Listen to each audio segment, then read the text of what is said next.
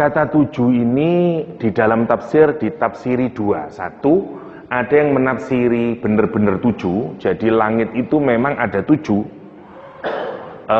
lapis, ya, 7 layers, jadi kayak kue lapis saja, layernya 7. Ya.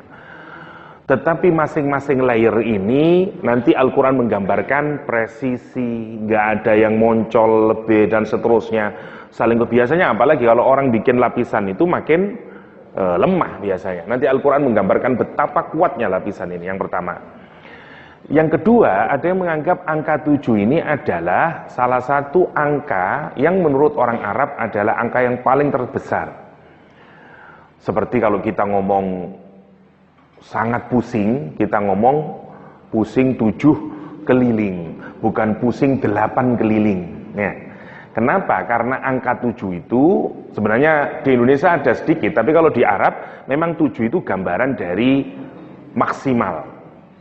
Seperti kalau kita ngomong piro akeh wes ewonan pokoknya wes. Apa maksudnya 1000? Enggak, lebih. Itu sebagai ungkapan sesuatu yang banyak. Maksudnya begitu.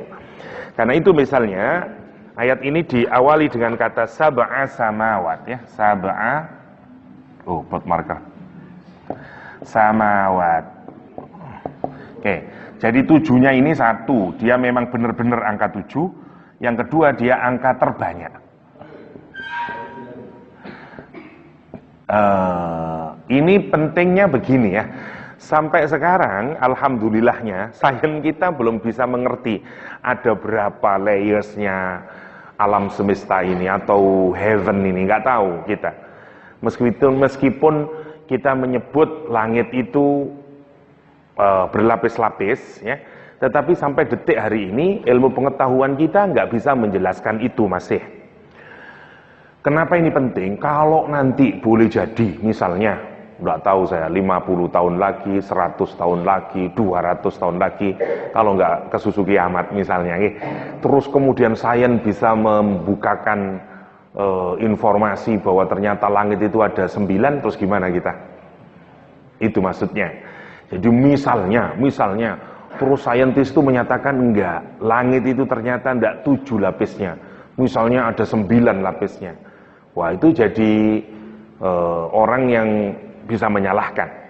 Salah satu misalnya, ini bukan untuk nyesuaiin dengan sains, kita tidak ada urusan dengan sains.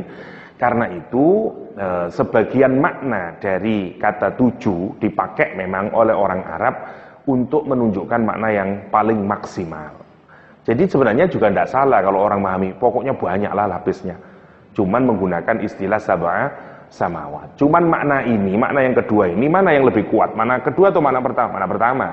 Karena makna yang bertumpu pada makna literal itu tentu saja lebih kuat. Karena literalnya ya angka 7. Nah gitu toh. Piro anak empu itu misalnya. Itu nunjukin makna yang asli, yang 7. Sab'a, wallahu a'lam. Apalagi itu angka 7 ini didukung dengan peristiwa Isra-nya Rasulullah SAW. Ya, langit pertama ketemu siapa, langit kedua ketemu Nabi siapa, sampai langit ketujuh ketemu Nabi Ibrahim alaihissalam. Jadi makin kuat memang kelompok yang memahami sab'a samawat benar-benar 7 lapis. Oke.